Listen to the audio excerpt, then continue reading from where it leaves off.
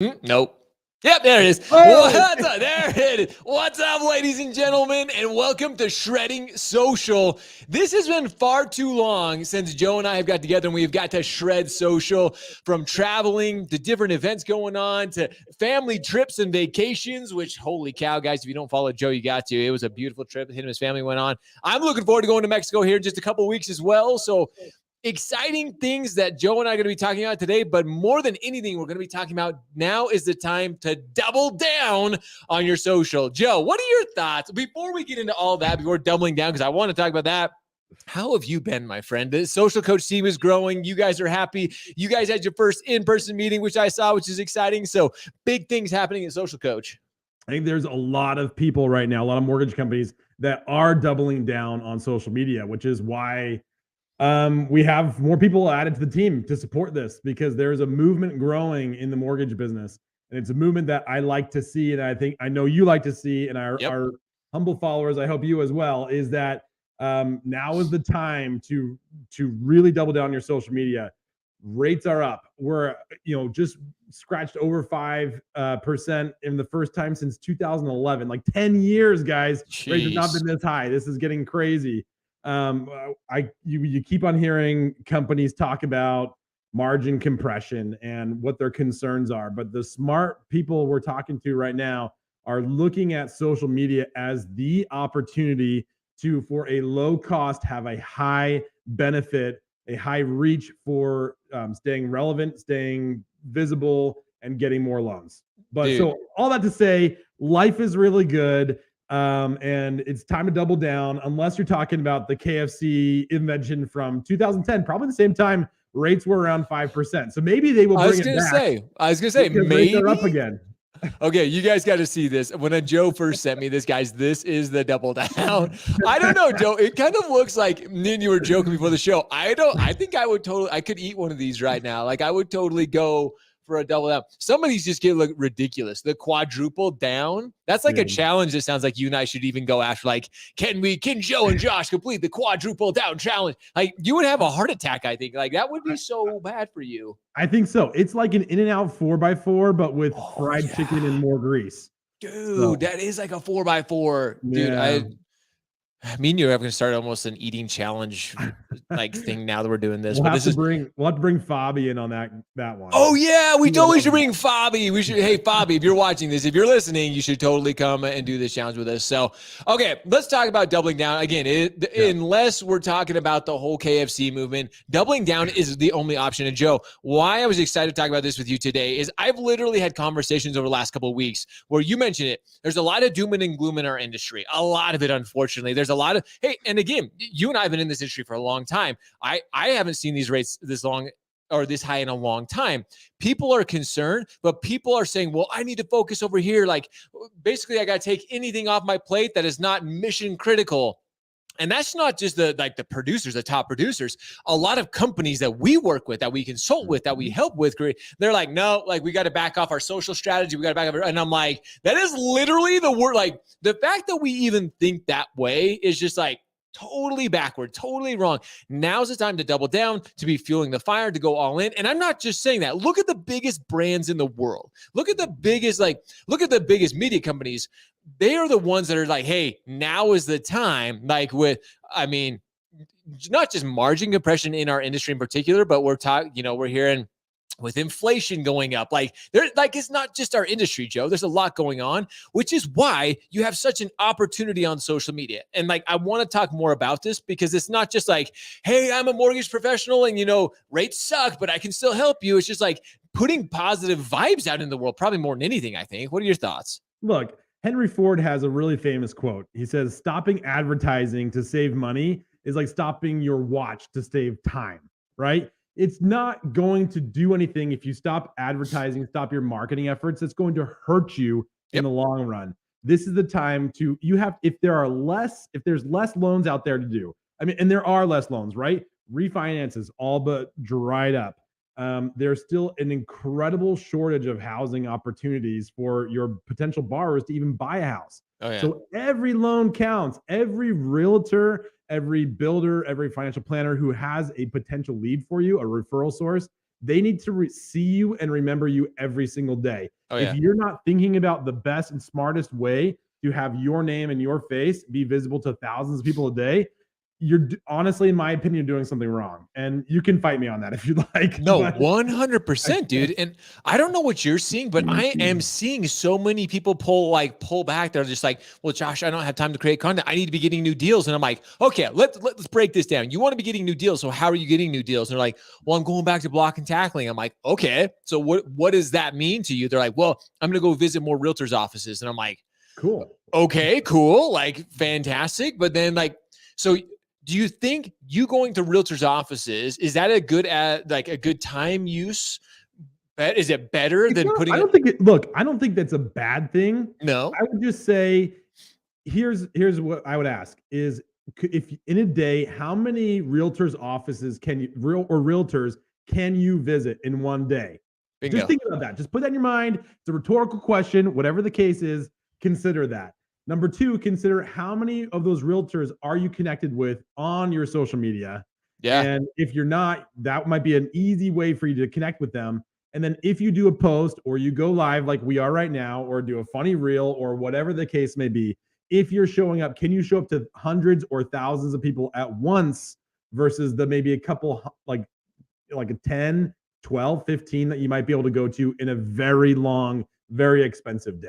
Exactly. No, dude, and I'm with you, Joe. I'm not saying it's a bad thing, but if you go make that connection, if you start building that relationship, how do you stay in front? Are you going to go back to that office every single week and spend a couple of hours there, like shaking hands, kissing babies, doing all that? Like you just that is the most inefficient use of your time. Like really, the way maybe you go make the connection, but then you keep in front of them, you connect with them on social media, you're putting out content, you're creating value for them, whatever it may be. That's how you stay in front of them. That's why leveraging social media right now more than ever, especially because, Joe, like I said, I see so many originators, I see realtors pulling back from it. Now's the biggest time. I had this conversation. I literally had this conversation with a loan officer on Friday. He's like, but Josh, everybody's on social media. I'm like, the Cool. opposite. Well, I said the opposite, dude. I'm like, even if everybody's pulling back from social media. Now is the time because everybody thinks they're too busy and they need to be focusing elsewhere. You should be doubling down, doing everything you can to be creating value on social media. Yeah, a couple things. I agree with you 100%. Visiting realtors in an office. When was the last time you actually saw a realtor in an office? That's my first question. Number two is, if they're in the office, they're probably not selling homes. Nope. But three, the content that you create, showing up online. What do you think realtors are doing? Do you know the average American, and realtors included, spend an average of 4.5 hours per day on social media? Yeah, guarantee it. Do you want to spend time where they are? They're like waiting for their clients in front of the house and browsing Instagram. They're waiting, while they're like in the house. Like they're just everyone, not everybody, because there are people who don't do this, but like everyone scrolls. Most people will just scroll endlessly and see what's on there. You should be present where you have the highest and best opportunity to be presented in front of the multiple or most amount of people possible. And that's 100%. what you have. That's the best way to do that. The most effective use of your time is social media. And when you think about it, you brought up the guy saying, I'm going back to blocking and tackling. I'm going to go out there and get there. Every good loan officer knows that you need to be doing marketing, you need to be doing sales constantly. You need to be continually filling your pipeline with those revenue generating activities, whether that's sending emails, sending flyers, going to visit realtors' offices, whatever the case is. This is the newer way of doing your business development activities. If doing social media is not on your list of activities, I think you're missing out on the biggest and cheapest way to do that. A 100%, absolutely 100% agree. All of us know we need to be doing it, and we're all doing it to a certain extent, Joe. To your point, whatever. Again, if you're blocking, tackling, whatever you want to call it, sure, you're out doing it a certain extent. But again, wouldn't you rather leverage your time, especially if you think you need to be busier, you need to be focused on those income producing activities? Like this is it. We again, there are a lot smarter people than Joe and myself. Probably not smarter than Joe, but a lot more smarter people than myself out there when it comes to marketing and it comes to building brands and it comes to getting eyeballs and attention. that are literally talking about the same thing. Like, now's the time, all in, focus on social. It's the cheapest, attention that you can get. And again, it's not just all about getting new attention. Going back to something I mentioned earlier, Joe, and you and I do this, like I follow you on Instagram. I follow you on social platforms, and I watched you and your family on this vacation. I watched some of your posts. That made me like, man, I miss talking to Joe. I hope him and his family, that builds, and I mean this. And the same thing, huge shout out to my good friend Dave Kruger, who's a huge real estate agent here in the state of Utah. He posted just recently, and I went and I liked and I commented, like, dude, this is a beautiful picture of you and your wife. He's like, dude, love hearing from you. Hope you're doing well. Let's get together.